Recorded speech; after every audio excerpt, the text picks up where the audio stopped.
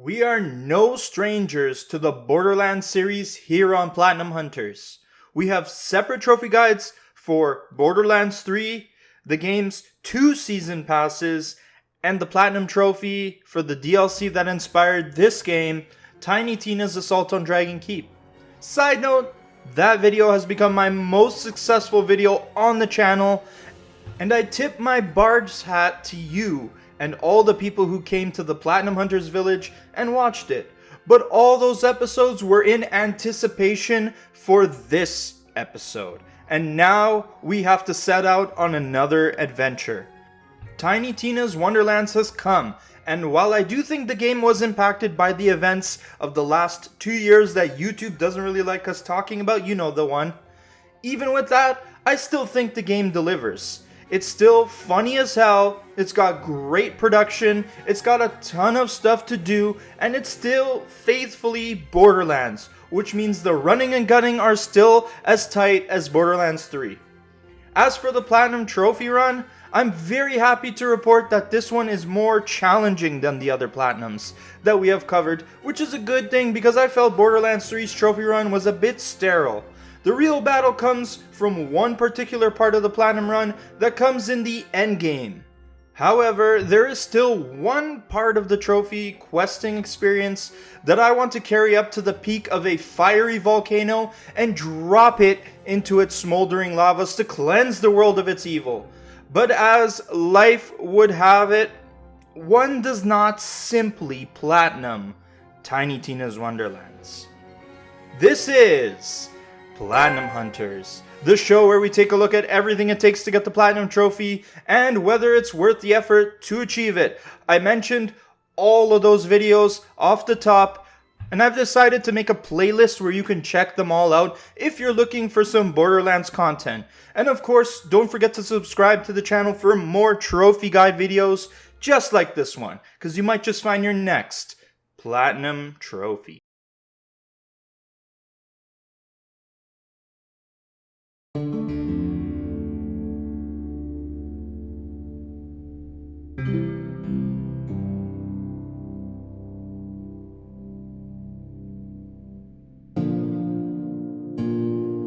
As I mentioned, this is one of the most challenging Borderlands Platinums to grab, despite the fact that you can still play it on any difficulty you like. How does that work? Well, you can play the main story, side quests, and other activities the game throws at you on any difficulty, and that will be your first step in the roadmap. Complete all the quests, main and side, while you level up to the level cap and collect the rest of the other trophies along your journey. Then, once you reach the end game, you will get the more difficult part of the roadmap, where you will have to fight tooth and claw in the Chaos Chamber and collect 3 trophies dedicated to increasing your Chaos level. Chaos levels work similarly to Mayhem levels if you're familiar with Borderlands 3, but we'll cover how you increase it later in the guide. Of course, this trophy run wouldn't have been complete without a grindy trophy that adds a serious amount of playtime on top. We'll cover how to prep you for that bollocks and more surprises in this platinum run. But if you require more help with the game and trophies, I've always got more resources in the description below to assist you if you need it. We'll start this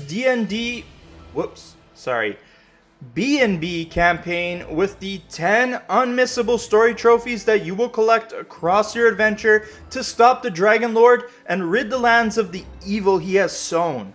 I found the beginning of this game to be a bit slow, but the game doesn't meander for too long, as the hijinks led by our bunker master Tiny Tina quickly ramps up into the complete madness the series is known for. Plus, it's got a great voice cast with familiar voices including Andy Samberg, Wanda Sykes, and Will Arnett. And of course, the one and only Ashley Birch as Tiny Tina. Can't forget to shout out my home slice demolitions expert. There are also 4 side quest trophies to collect, where I also don't want to spoil them even though they are side content. They are not unmissable as they are optional quests, but you will collect them in the process of getting the Platinum Trophy because ultimately you're aiming for the Completionist is next to Godliness trophy for completing all of the game's side quests. There are a total of 48 side quests to complete that range from callbacks and references to other fantasy media or just outrageous original stories that come from the diabolical mind of Tiny Tina. You will see these golden side quest exclamation marks appear as you travel through the various levels along your journey, and also you'll get the trophy No Quest Too Small for completing 20 side quests out of the 48 total. The best way to find all these side quests is by completing the main story, and that way all the side quests appear in the map. Then you just have to fast travel to the levels and complete them if they are there.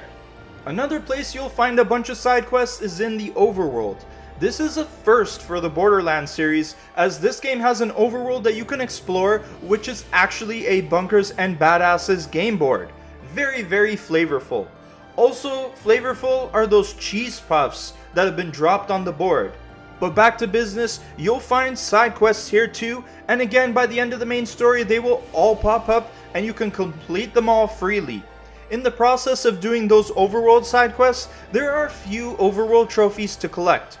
This game has random encounters like a good RPG should have, as you can be attacked by enemies. If they catch up to you, you'll be transported to an area where you will fight a bunch of enemies. Here is where you can get the Back Off trophy for being reactive and giving them a slap. That will prevent you from having to fight in that random encounter and get you a trophy in the process. Then walk around the awesome overworld and find some encampments so you can get the Fired Festival trophy. You'll need to complete 10 encampments to pop this trophy, and they look like a tent with a campfire. They are literally all over the overworld map with way more than 10, so you don't have to look too hard for them.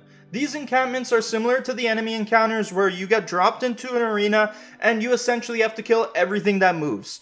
Once you complete 10 of these, this trophy will be yours. And the last overworld trophy is called Dungeon Ender. You will have to find all 7 dungeon doors in the overworld, and again, once the map is fully accessible, this will come easy. Some of these dungeon doors are even tied with side quests, so all 7 are easy to find. Instead of just fighting one arena with enemies in it, these dungeons have 3 or 4 multiple fights in a row that you'll have to battle through. Just look for the white doors in the overworld and find them all for the trophy. While you are digressing and side questing, you'll be leveling up and going after these 4 trophies on screen now. Ultimately, you'll be gunning for the Living Legend trophy at level 40, which is the level cap. Normally the level cap is 50 for these games, but this one is different. Because of the way myself and my co-op partner cleared out side quests as we went, we hit the level cap well before we got to the last boss, so you don't even need to worry much here. Another thing you don't have to worry about is gold, because you'll be rolling in it by the end of the game. You'll have 2 gold trophies to collect, but they will come very naturally once you hit the end game.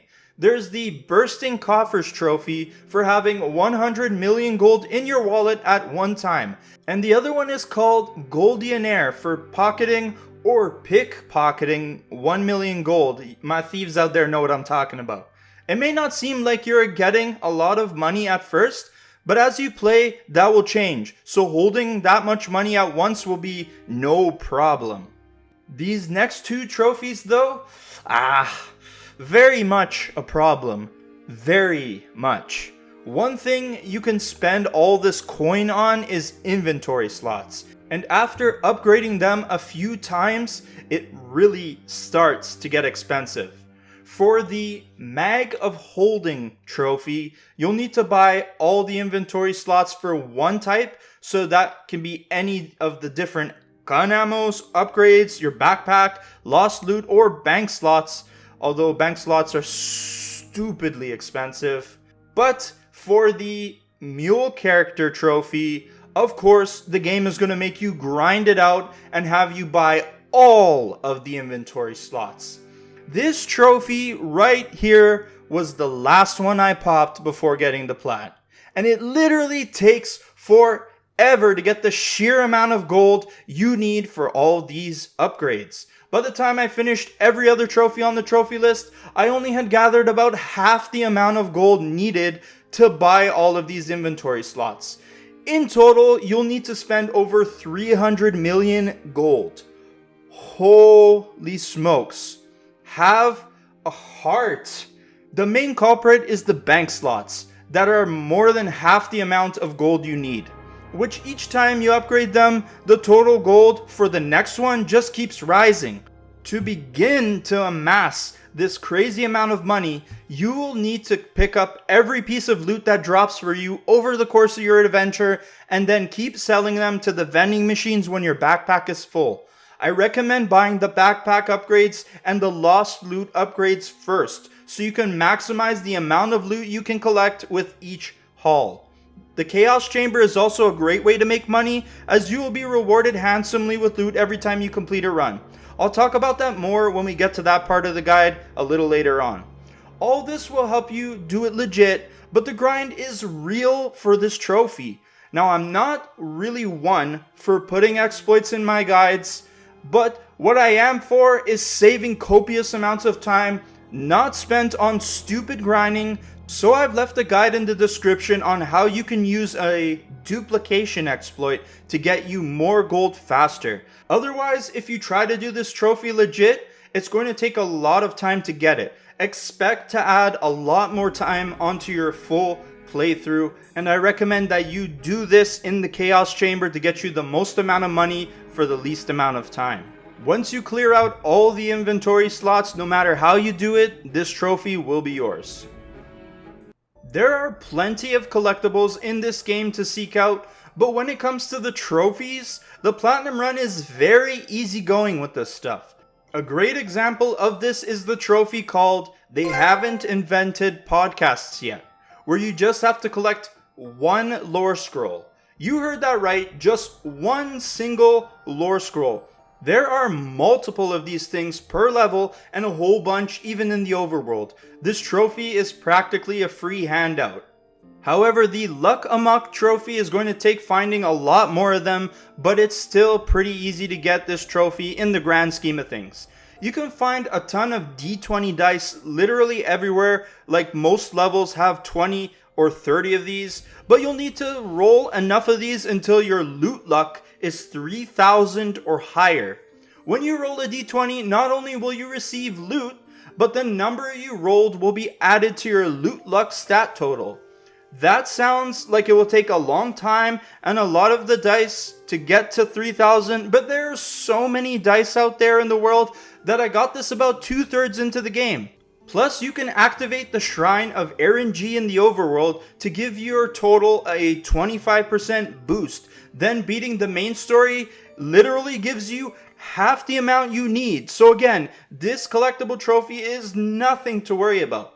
Just get the D20s for the fact that you will get better loot with a higher loot luck stat, and that will get you more expensive loot, again, for those inventory slots. Next, there are a handful of trophies related to the loot drops themselves.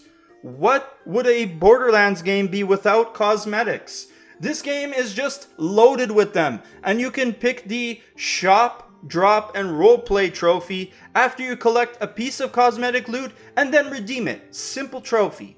This game is unique in that you can make your own character, like a true tabletop RPG, so collecting more cosmetics is for the benefit of your OC. Cosmetics will come very frequently off the start, but finding legendary loot is a little more trickier. And for the Put the RNG in Orange trophy, you not only need to find a legendary loot, but it also has to be enchanted. Enchanted loot have an extra ability that will proc in certain conditions. They ultimately make these guns or your Fate Maker stronger, and you should always have one on all of your gear. Once you finish the main story, you can literally add enchantments to any loot even without one on it, or even re-roll the current one to change it to something else. This is where this is handy for getting the Keep on Rolling trophy for enchanting or re-enchanting a piece of loot. This station will appear in Brighthoof, and you just have to use it once for the trophy. Keep in mind that this station will only come to you once you complete the main story. There are 2 co-op trophies you have to get, and in this game you can do them offline if you prefer. It's up to you whether you want to do it online or off. Borderlands has always been great with the couch co-op experience, so this is no surprise here. There's the Grab My Hand trophy, up for grabs when your partner goes down into Fight for Your Soul mode and you have to revive the player. Easy one, as eventually your partner will find themselves in that situation. The other trophy is Take This, where you'll need to do one trade with a partner. Both players press the prompts to pull up the trade menu, and then you guys could trade anything. The trophy will pop no matter what you trade. Both these trophies are quick and easy. Okay, one more trophy before we move on to the important part of the guide. This trophy is called Reversal of Fates, and it will be awarded to you when you get a death save off of a badass or a boss. When you are down in Fight for Your Soul mode, just make sure you kill a badass enemy to get yourself back up. If you happen to kill a boss, then bless the pantheon of gods, but more likely you'll do this getting the trophy off of a badass. We are ready to cover the juicy part of the trophy guide, but before we do that, hit the like button to buff my stats and get better rolls so I can critical hit the YouTube algorithm and claim victory on this trophy hunting campaign. Now it's time to cover the game's most interesting part of the trophy run, the Chaos Chamber. It is endgame content, so if you want to go in completely unspoiled, here is your warning up front and the last chance to get out before we cover it. Up until this point, you were able to play the trophy run on any difficulty you desired and augment it however you please. However, for this last part of the trophy run, you will have to fight through dungeon gauntlets that increasingly get more difficult inside of the Chaos Chamber. This place is filled with trials that you must complete, and they essentially feel like you're playing the dungeon doors and encampments we talked about earlier, but with way more of these enemy arenas strung together, and there is a boss fight at the end of it. You'll get the Thank the Maker trophy after you complete your very first trial in the Chaos Chamber. After every wave of enemies face, you will receive an award of moonstones, which is the currency used exclusively here in the Chaos Chamber, and you'll also get another reward depending on the portal that you chose to go in. At the end of each room, you get to choose from 2 portals to go through, and it will dictate what kind of reward you will get at the end of the next room. It could be cool stuff like loot, buffs, or even more moonstones, or you could go into the Dragon Lord portal and choose a debuff that will hinder you but give you 20% more moonstones for the rest of the trial, paying in exchange for rewards. You can also spend moonstones to make the next room harder in the hopes that these tougher enemies will drop better loot and more moonstones. This is fine to do in the beginning, as when your chaos level is low, the enemies are pushovers. But you can't just stay at the same chaos level forever, and that's where our next trophy comes in. You'll get the You Mean the Chaos Levels trophy after you build up your chaos level and reach level 10. In order to increase your chaos level from its current one, you will have to accept and beat the Chaos Trial from the selection of trials the Dragon Lord offers you. Pick the Chaos Trial and crank the Chaos level to whatever is the highest level you can go. Don't worry about playing any other trial types but this one for the trophy run. Each time you beat the whole trial, boss and all, you will increase your Chaos level, which will make enemies tougher, but will also give you more money and better loot luck. Then keep selecting the highest chaos level available from the Dragon Lord and keep playing through the dungeon gauntlets. Your ultimate goal and the last trophy you need to collect is called Controlled Chaos, where you need to reach level 20. After myself and my co-op partners surpassed Chaos level 10, things started to get much more difficult. You could feel the increase in power of the enemies, and bosses turned from 3-minute squash matches to 30-minute battles of attrition. I didn't beat this alone, and I can only imagine how much more difficult it is to do this solo, especially if your loot is not good enough to take on these souped up baddies. That's where the buffs that spawn into every arena come in handy. There are usually 3 or 4 buffs that you can buy using moonstones, with the price increasing every time you buy one. To continue to survive the onslaughts, I recommend buying the ones that increase your max health, max shield, shield recharge delay, and most important of them all, you have to buy the damage reduction buff every time you find it. It's that much of a factor in these fights. Grab it. If you find 2 or 3 damage reduction buffs, you will really feel the difference, especially when you get to the end boss. Changing up your loot frequently is another key component for beating these trials, as the higher your chaos level, the higher the chance that you will find chaotic loot. Chaotic loot is much stronger than the regular ones, and finding a chaotic legendary loot usually gives you a piece stronger than anything you're currently wearing. Enemies will drop tons of loot of various quality, but a great place to get loot is the rewards room you visit after every trial. Make sure you keep some moonstones till the end, because here, for every 500 moonstones, you can throw them into these weird statues, and they will usually pop out legendary pieces of loot and a bunch of awesome purples. You even get to pick the type of loot you want, because on the left of the room are all the gun types, and on the right of the room are the armors, weapons, and spells.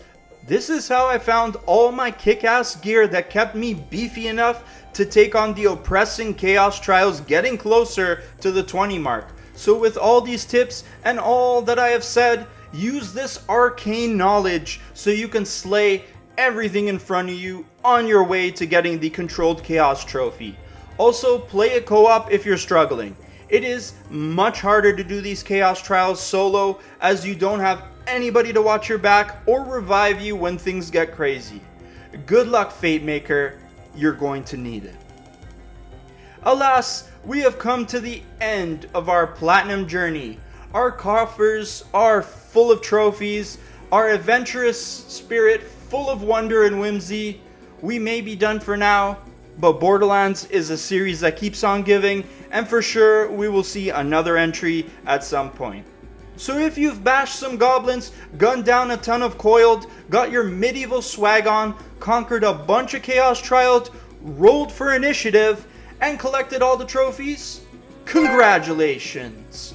You will be awarded the Bunker Mastered Platinum Trophy for Tiny Tina's Wonderlands.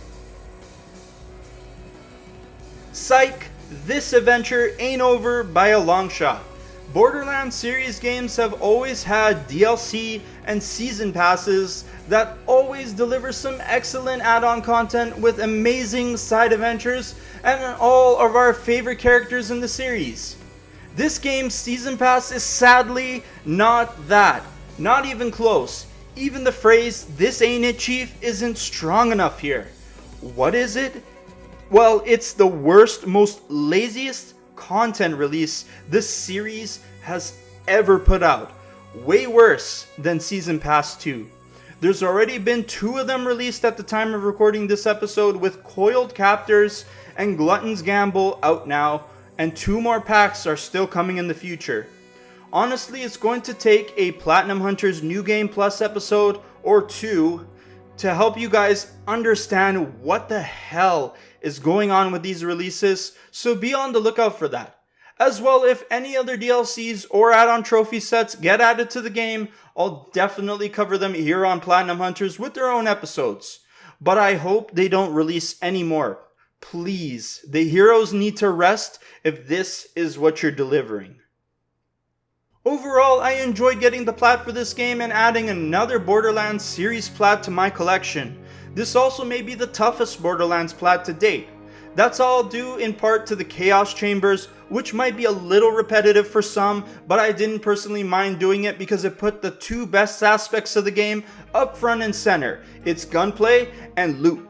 I didn't really appreciate the grind for the inventory slots as much, as by the time I was done with the Chaos Chambers, I still had a ton of inventory slots to buy worth millions and millions of coins. It's a pretty crappy grind to have to do if you don't use money exploits. But in the end, I appreciate the increased challenge and the new flavor this game brought to the series. We are not done with this game yet, as there is a holy... Whew! Jesus, there's a whole season pass of DLC still to cover. And I just explained why I don't want to do that. Unfortunately, I'm probably gonna have to rip it a new asshole. So if you want to see me fly off the handle, stay tuned for that. But that ends the trophy guide for this game that I had been highly anticipating to play, and I'm always hungry for more guns and loot when they decide to make their next game. That's it for this video. I hope you guys enjoyed this one. I love Borderlands and I'm always up to cover a Borderlands game. Let me know from the remaining ones, because there's still 3 we haven't covered. Let me know which one you want to cover down in the comment section. I'll do which one you guys request most. It's always a blast playing these games, and I honestly don't mind covering any of them on the channel. So for more trophy guides like this, don't forget to subscribe to the channel, and also let me know what else you want to see here on Platinum Hunters. I hope your trophy hunting expeditions go incredibly well, and peace out.